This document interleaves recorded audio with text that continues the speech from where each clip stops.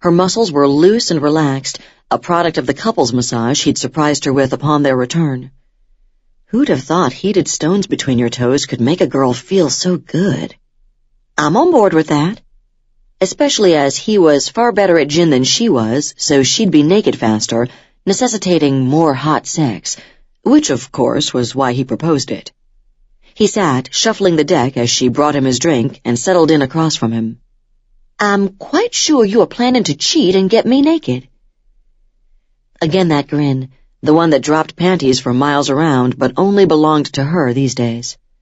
Never failed to send a flash of desire straight to all her pink places. Now, to be fair, Roberta, I do believe I've had you naked a time or two. He dealt the cards while she sipped her drink. She sighed happily, choosing to ignore his use of her given name to tease. Yes, you have. You're very good at that. One of those naturals. Though I have to tell you, I had such filthy fantasies about you when I was a teenager. His gaze slid from his cards to her face. You made a reference to that some years ago, but never got specific. You should. First setting her drink aside, Rory leaned forward, licking her lips, drawing out the tease, and whispered in his ear, I used to think about the times you'd come over to our house, and I'd sneak out and we'd talk for hours. I always felt like I got to see the secret side of you. Made me feel special.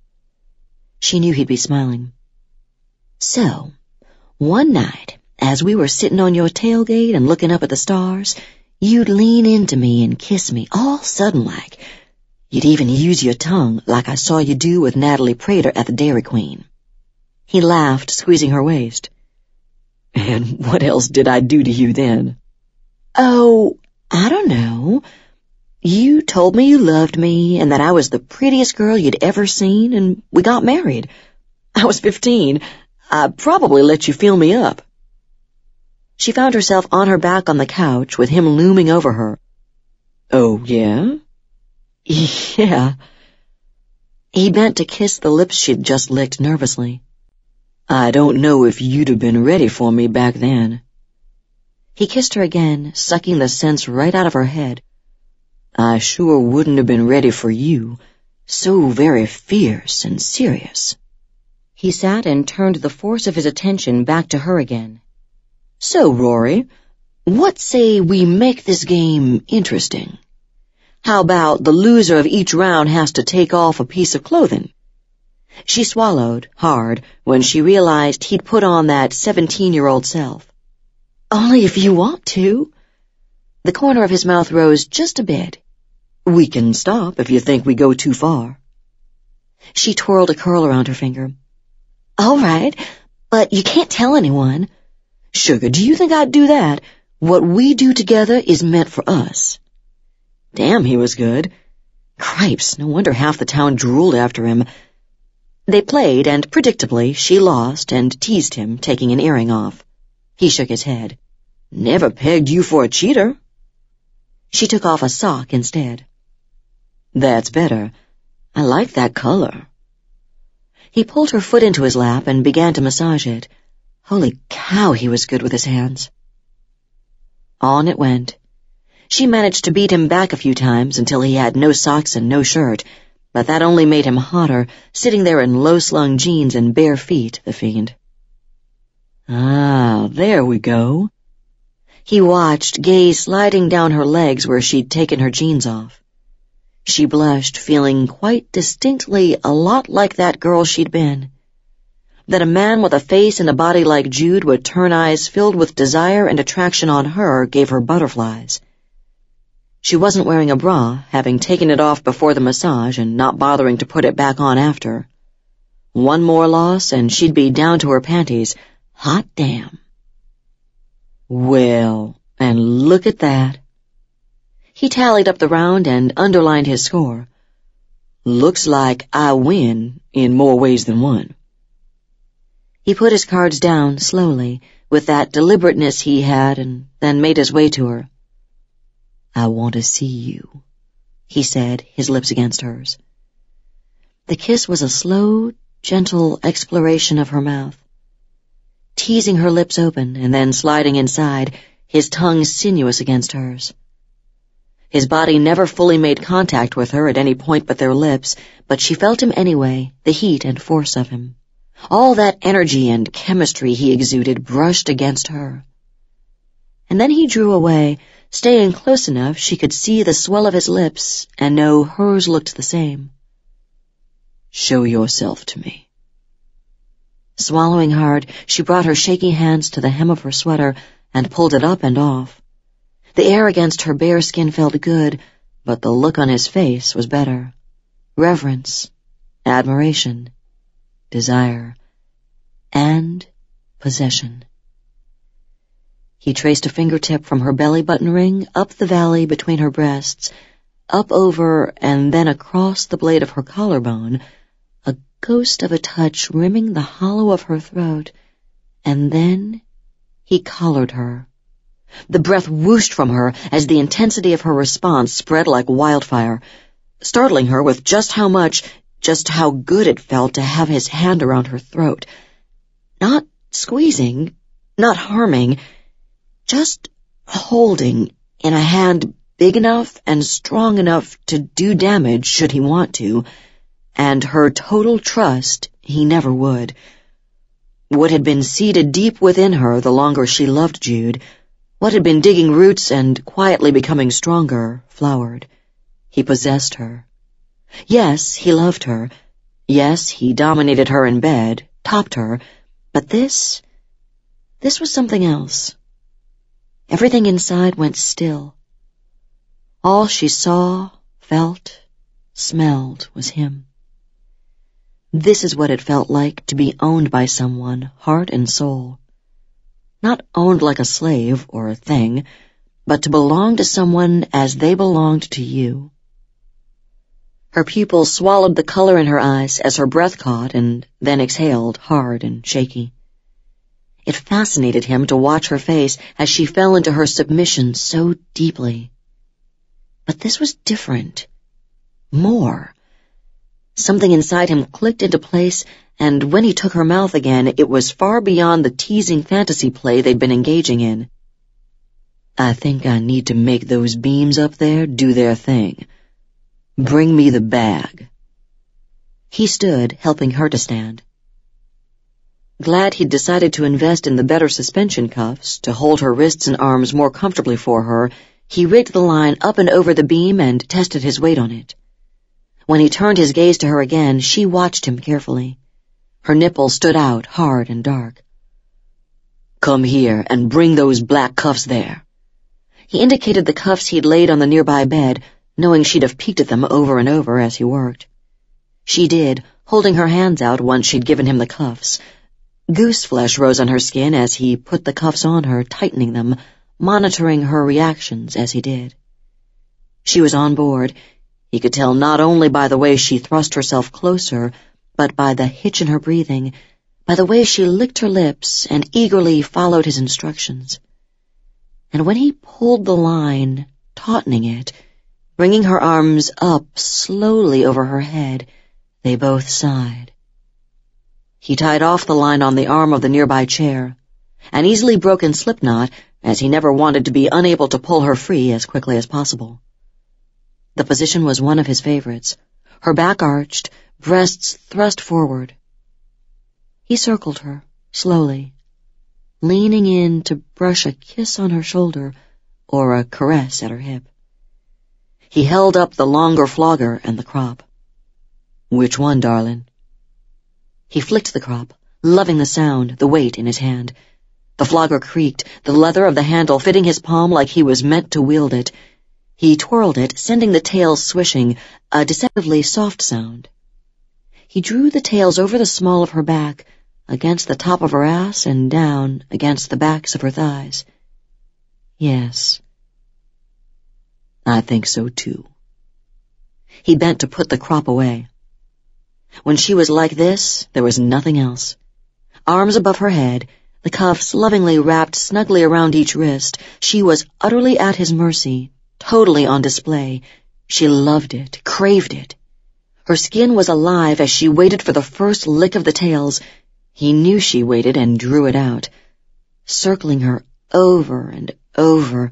He drew the flogger over her nipples, over her belly and thighs, over her back and ass, and just as she'd been lulled into a dreamy, sort of sleepy state, the first strike. The tails, leather and suede on the outside and rubber on the inside, kissed just the side of pain against the place where thigh met ass. The only reason she was able to keep her eyes open was how much she loved to watch the expression he wore as he flogged or used the crop on her. Arrogant, intense with concentration. Every few strokes he'd look into her face to be sure she was all right. She loved that, too. She pulled against the cuffs, not to get free. She could if she just said the word. But the struggle, the faux struggle, stretched her muscles in her back, arched her closer to him. The heat of the strokes of the flogger tails built over her ass and thighs, against her mound. And what an unexpectedly hot discovery that had been. And then he played them with perfect strength against her nipples, making them throb in all the best ways. Hands, sure and strong, undid the cuffs and took her weight, tossing her up and over his shoulder as he carried her into the alcove where the bed was, which was good, as there was no way she could have walked just then. Gentle kisses laid a trail over her chest and shoulders. Hands that had her hair held in a fist now caressed and soothed.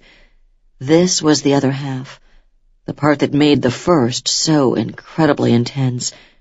This was who they were, strong and dark sometimes, edgy, and yet there was genuine love, friendship, a concern for the happiness and well-being of the mate.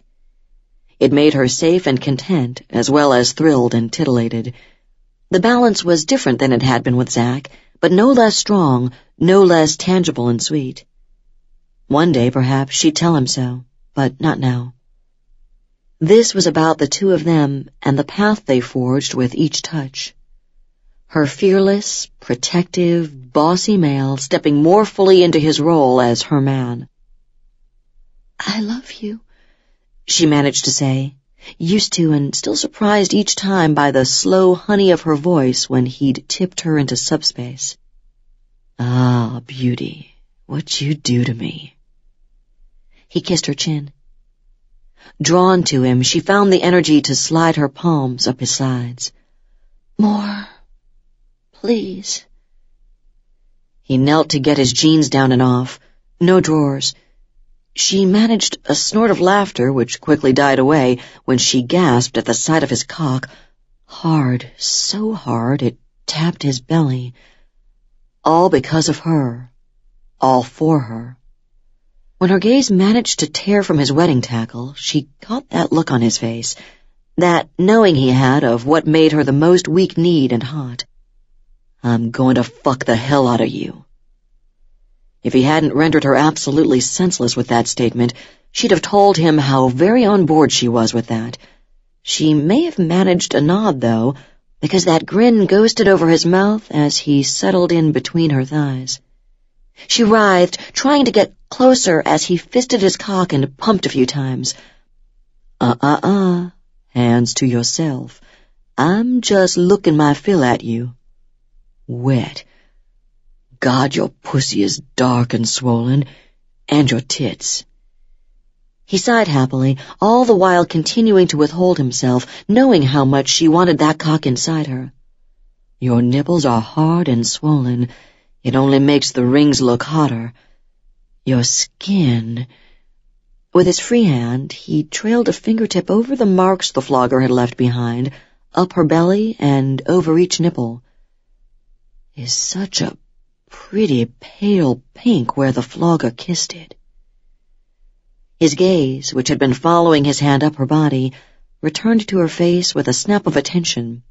She'd been nearly panting, but the breath snagged in her throat at how he looked at her. "Knees up." She closed her eyes a second as she quickly complied, spreading herself open wide. But instead of following to fuck her, he got to his belly and pressed his face to her pussy, bringing a gasp tearing from her gut and her hips up and into his mouth.